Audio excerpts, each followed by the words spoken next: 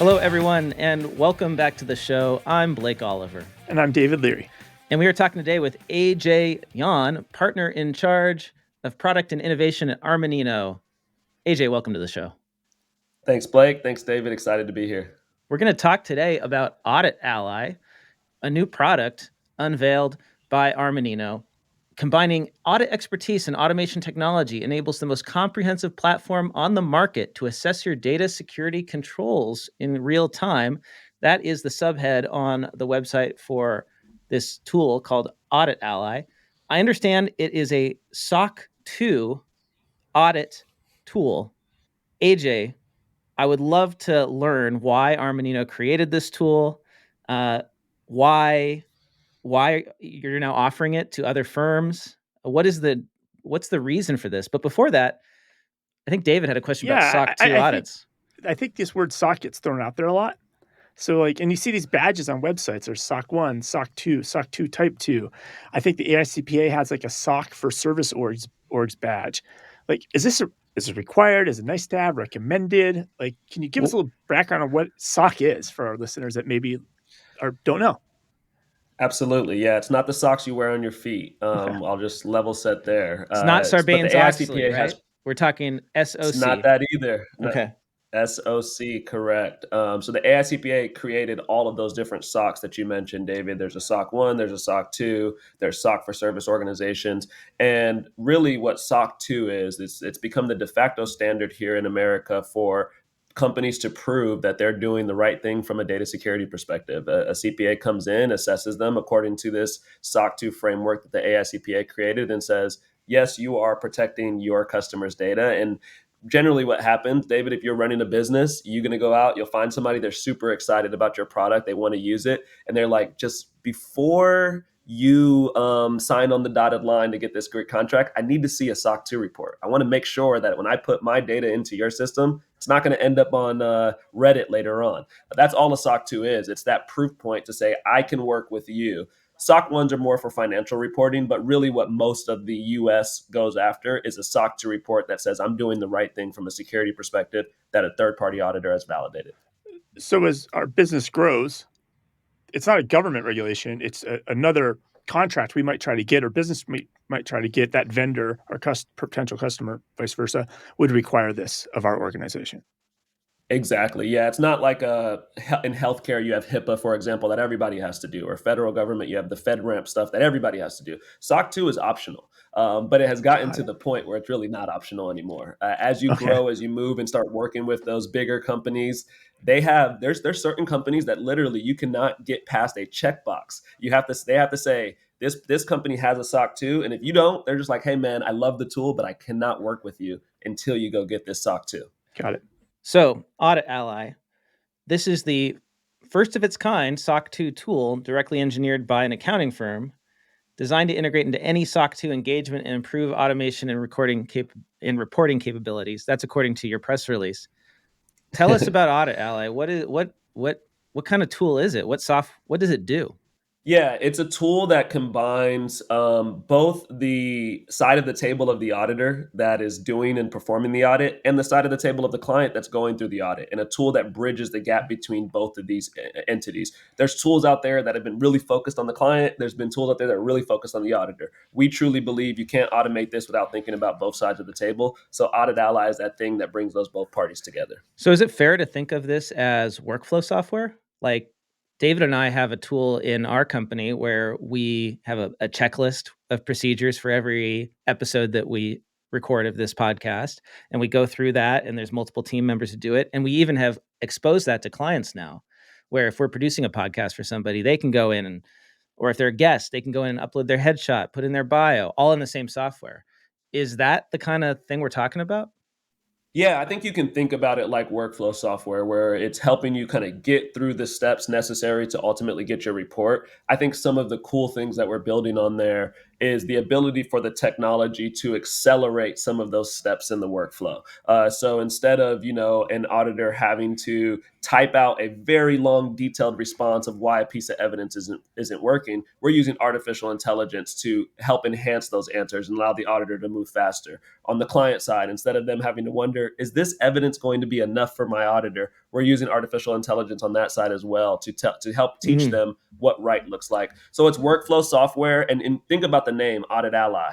Really what we want is an ally. Yeah, this technology is your ally to help you throughout the audit. It's giving you tips and tricks as you're going through each step. Because again, going back to the original, SOC 2 is confusing for a lot of people. So we want to make it super easy and transparent about what's going on in each step. And then where we can use technology, help you do your job a little better. So give me an example of how AI could automate one of those steps. Yeah, a very simple example that we're working on right now is in an audit. Typically I'll come to you and say, "Hey, Blake, your company, I need a list of all of the new hires that have happened over the last year." This would be in a SOC 2 Type 2, David, where we're looking over a period of time. And you'll say, "Okay, here's this list. We hired 10 people last year." And then I'm saying, "I need you to prove. I want to prove that these random. I'm going to select 4 of these guys randomly, 4 of these employees randomly. I want to prove that they actually completed security awareness training when they were hired, because you say in your policy somebody's hired, they got to go do know before or some other security training that says that they know the basics of security." Typically, an auditor would send that list over to you. You'd provide the things back and forth. There's all this uploads back and forth. Then the auditor's looking at the spreadsheet. They're marking down, okay, David completed it on February 13th. He was hired January. Is that 30 days in between? Right now with Audit Ally, the way we're doing it is so you upload that information. Audit Ally is going to automatically extract all of those details, the certificate date, the hire dates from the listing, and then show that information both on the auditor side and say, "Hey, auditor, here's the information you need to make your decision about whether or not this control is met." But the really cool thing that I'm excited about is exposing that on the client side as well. So clients now know what right looks like. And if there's something missing, it's not a surprise, because a lot of this stuff is very deterministic. It's, "Hey, did you complete it within 30 days?" There's not a lot of subjectivity between that. So as clients, you might want to know before I send this over to the auditor, there might be an issue because David completed his at day 31 instead of day 30. So that right there alone is just like being able to take, and I think it's the cool part about AI technology that exists today. We can take any information out of PDFs, documents, extract it, and do some processing with it. And that's really exciting, I think, in the audit space, because that's a big part of the job, is just reading through these documents and pulling information out. So as a business, I'm trying to understand, is this just a service where you're doing the audit? Because really I care about getting the badge and getting to the finish line, right? So are you assisting me? Hey, if I do have this hole here, like here's how you remedy this situation, or is this a half a consulting thing for firms? I'm trying to understand it, or is it strictly an audit opinion? Yeah, so we'll help you get to the end. The challenge with SOC 2 is that once you sign up and say, "Hey, Armanino is going to be my auditor," we can't tell you, "Hey, this was a mistake. You need to go fix it before you get your badge." In a SOC 2 report, if we identify a flaw, an exception in a control, we do have to report on it. But having an issue like what we just described, David, if you were one out of 4 employees that didn't complete security awareness training, it's not the end of the world. It's not going to stop you from getting your badge. One of the cool things about the SOC 2 report is it's truly a report. It's like a 50 to 60 page report, which says a bunch of details. So if you do have an issue, there's an opportunity in your report to talk about the remediation that you went through, or maybe there was a weird circumstance. Maybe you went on paternity leave, and that's why you couldn't complete security awareness training, and you can explain that, because really a SOC 2 report is not necessarily about passing or failing an audit. It's about you're getting this report from a third party who's come in and look at your processes, procedures, and then you get this report, and now you can go give it to your customers. And your customers can look at that report, read through it, and say, "Okay, I'm fine with that security awareness training mistake," or "I'm fine with this." And maybe some cases they're not fine with it. But with Audit Ally and with Armanino, we would be your auditor, or any auditing firm that's using this tool. They would be their auditor. So there's a little bit of a line of independence there where they can't necessarily say, "Here's how you." They can tell you how to fix it and what you should do, but they can't do it for you. To just kind of make that very clear. So what AI are you using with Audit Ally? What are you plugging into? Is it OpenAI? Is it Anthropic? Is it something else? Yeah, we're a big AWS shop, so we're using Amazon Bedrock as the kind of the AI underneath the hood model, and they give us access to a bunch of different foundation models from Jurassic Labs to Anthropic, like you mentioned, to Llama 2 to Amazon Titan, which is their own model. But there's also other technologies, other OCR machine learning technologies we're using, like Amazon TextTrack, SageMaker, Comprehend, all of these different tools, which is the really exciting part, because now we have the ability with some very, very great APIs and very great technology on AWS to access a wide range of models, but also do it in a secure manner. Do it behind the protection of our own AWS account, where we have the security. Our data is not training these models, which is a great feature that AWS has, where you can turn that off and stop these models from training on data. So it allows us to do some really cool things, but keep it kind of in a closed environment. So yeah, all of the different things that are available on AWS is really what we're using. So you can swap out models, you can swap in a different model if you find something better that works for your needs, because you've got this flexible Yeah, architecture. it's one of the coolest parts about it, I think, is that with a couple lines of code, you can really just say, I think I want to use the Anthropic model because it does this type of task a little bit better. And then it allows you, there's a lot of cool ways to test as well. So you can use I've found that different models work well for different type of activities. So having that flexibility has been huge for us in the development process. So you say that Armanino is the first accounting firm to release a tool like this. There are, though, tools, services that are similar.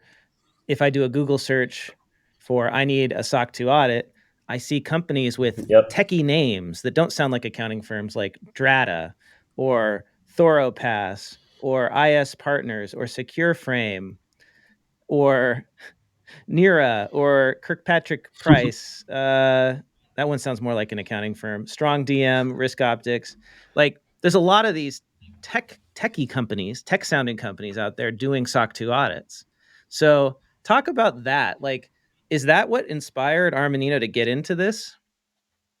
Yeah, I'm glad you brought this up, because that's a big thing that's happening in the SOC 2 space right now. I mentioned this innovation that has occurred. I was a startup founder. I was a part of one of these I started one of these techie companies that was doing SOC 2. And really the change has happened is that a lot of founders have found that, hey, there's an opportunity to build SOC 2 software because so many companies have to do this. They don't have a choice anymore. They have to go through and get this. So they built these tools. The challenge with these tools is it's really ostracized the large, really high quality CPA firms. If you look kind of in the top 50, you'll very rarely find any of those firms working with some of these type of tools. And it's really just because of the way that the business model works. Those are SaaS tools. They care a lot about annual recurring revenue. So they have to get that money from the clients, which then reduces the budget that the client may have to pay for a CPA firm, which then may determine the type of firm they're working for. And what really has happened, and why Armanino has made this big bet,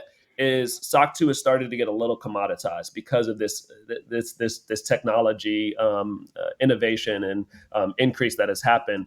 And really what our goal is like, let's focus back on what is SOC 2 is all about. SOC 2 is about proving security to your third parties, and third party security is huge. A lot of breaches occur through third parties. So really what Armanino wanted to do was not only empower us here at the firm to use technology to enhance our SOC 2 practice, bring technology to our clients, bring back quality to SOC 2, and have people that want to work with an Armanino not have to choose between Armanino versus technology. You get both. But more importantly, like as you mentioned at the beginning, Blake, we're opening this up to other firms so that other firms can now compete with those Dratas and Vantas and other tools that exist out there, because they can say, hey, we have technology too that is really focused on the core of SOC 2, which is proving data security to the vendors and making sure that the auditors can actually do their job.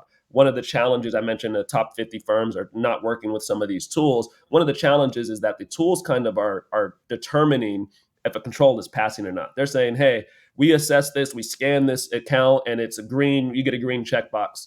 Really good auditors are going to want to know what's underneath that green checkbox. They're going to need to see the data. They're going to need to check and make sure and validate that stuff. That's the approach we're taking at Audit Allies. We're not telling auditors how to do their job.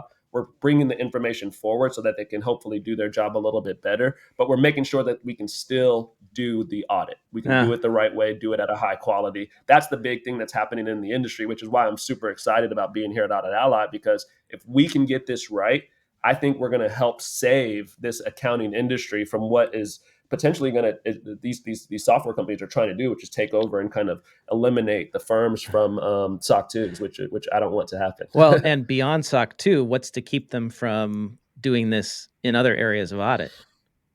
I was interviewing. Exactly. I interviewed Rob Valdez on my Earmark podcast recently. That episode will come out Oh, shortly. I know Rob. You know Rob from Novico? Yeah. So we were talking about audit automation more generally, and SOC 2 came up as an example of an area that has been very quickly commoditized by tech companies. They can do it for 20% of the cost sometimes compared to a CPA firm because they have all this automation technology, but the quality may be lacking. And so the question is, how do CPAs, how do accounting firms get back to, owning this and being competitive, especially when it comes to price, while offering a high quality audit? Because if I'm a tech company and like David said, all I need is the badge on my website to get the business. I don't care who does it, right? I don't I'm just thinking of myself as a tech founder. I have an app. Do I care who did my SOC 2 audit? If my customers don't care, do I care? So it's interesting. I guess that's a long way of getting to my question, which is like, what does this mean for the future of audit generally, like especially financial statement audit? Are we going to see tech companies pop up doing financial statement audits that just put the CPA in a box at the end who signs off? Yeah, I think we're starting to see it, even in financial statement audits, in internal audit as well. There's a lot of tools out there that are being created. So I think this is really a kind of a microcosm of where the industry is headed, and it's why I'm super excited about being here at Armanino. My job title, like you mentioned, is partner in charge of product innovation, which spans well beyond SOC 2. My real focus is, how do I bring technology to the entire firm? How do I help this firm kind of shift from just being a traditional CPA firm to kind of like, I don't know if you've heard of this, but Domino's does not consider themselves a pizza company. Domino's considers themselves a technology company that delivers pizza. We love to talk about the pizza tracker on this show. Yeah. We mention it at least once a year. That pizza tracker is amazing. Like, we probably could have a whole podcast on there. It's just great. I love it. Every time we talk about, every time I see a meme about clients asking about the status of their tax return, I say that firm needs a pizza tracker, but it needs to track tax returns. Exactly. Yeah. And that's what we want to offer, a level of transparency. And Audit Ally, we're starting with SOC 2. It's a big focus of ours, but we already are kicking down going down the road with ISO 27001, with PCI, with HIPAA, with HITRUST, a lot of other things that Audit Ally is going to expand to. You mentioned tax. We're building some tax stuff as well. The whole idea is that if you look 5 years ahead, the way that CPA firms do business today is going to dramatically change with technology, with AI, with all of this innovation and these startups that are getting a lot of funding to disrupt this industry. So the CPA firms have a choice right now, which is why I love being here at Armanino, because one of our core values is being entrepreneurial and pursuing things like this. As they see, Matt Armanino, the CEO, he sees the future. He sees 5 years from now. So he's like, let's do this now. Let's invest and bring technology, and hopefully not only for ourselves. Again, I'm really passionate about, I want to be able to save, and not that the accounting industry is drowning, but I want to save this industry by helping to bring technology, because I think we're going to have to change. We're going to have to do something different. And this is an opportunity, I believe. I think you're right, 100%. SOC 2 is the beginning of this trend. It's just the area that the tech companies have started to automate first because it's the pain they felt first. And they're going to come for all audits. And so it's so awesome that Armanino is building this tool and opening it up to other firms, because it gives firms a way to compete with these technology companies and to stay relevant and compete on price while offering a truly high quality audit. In the time we have remaining, AJ, for those listening who are interested in using Audit Ally in their own firm, how can they get in for more information? Do you have pricing published? Like, what can you tell me? Like, if I wanted to use it myself, how would I do that? Yeah. So if you're in a company and you're interested in using Audit Ally, on this page, there's a little contact page that you can reach out, or you can definitely come directly to me on LinkedIn, or I'll share my email here with the group, and we can have that in the show notes. But for firms, same thing, and we do have some tiers, and it's really about, and right now is a great opportunity for firms that are interested in learning more and getting involved. You see there pictures of myself and Liam Collins, who leads our assurance practice here at the firm. Um, we're offering some very great entry, kind of free, I'll just be very transparent, free use of the tool for firms, because again, we believe in trying to get this out to many firms as possible. So if you're an early adopter, you're going to get a great opportunity to bring this tool to your clients. But then as you grow, one of the things that we want to do is, you talked to Blake about the finances of tools out there and CPA firms and being able to be competitive. As firms use Audit Ally at scale, it becomes much cheaper and much more economical to do. And that's, we were super intentional working with internally here, discussing it with other firms, kind of previewing this. We wanted to make sure, what is the best pricing, not from just a making money revenue perspective for the firm, but what's the best that we can get the highest level of adoption? Because the more firms we get on this tool, the more clients we get on this tool, which then the more people are starting to see there is a distinct difference between a firm using an Audit Ally and the level of detail, the level of quality, versus a firm using another tool. And hopefully we can present that dichotomy in the industry. So all that to say, if you're a firm and you're like, this sounds really interesting, I want to learn more, this is a great time to reach out, because we're trying to get as many people. We really believe in what we're building. So we're comfortable letting people try it out and go use it on clients, because we know once you lose it on a few clients, you're going to come back and say, yeah, that was great. We want to do it more and more and bring this technology to our clients. There's also going to be opportunities for firms to white label this as well in the future. So you're not going to have Armanino branding on this tool. That's an important one. You'll have your own branding as well, right? Because that's a big part of SOC 2, is something that maybe we can, in a SOC 2 report, on the front page of the report, the firm's logo's there. Yep. So you do know who issued the report, and that's a big thing. And as you move upstream, companies are like, if I don't recognize that CPA firm, I'm probably going to ask some more questions, because I care about the quality of the audit. So yeah, we're having that opportunity so you can keep your branding, make your customers feel like they're still involved with your firm. And yeah, reach out. Cool. Reach out to me, reach out to Liam, and we're excited to get it out in front of as many people as possible. So find AJ Yawn on LinkedIn, YAWN. We'll have a link to the page for Audit Ally in the show notes. AJ, we got to run to another discussion. Thank you so much for your time today. Really appreciate having you on, and hope to have you back soon. Thanks so much. I really appreciate it.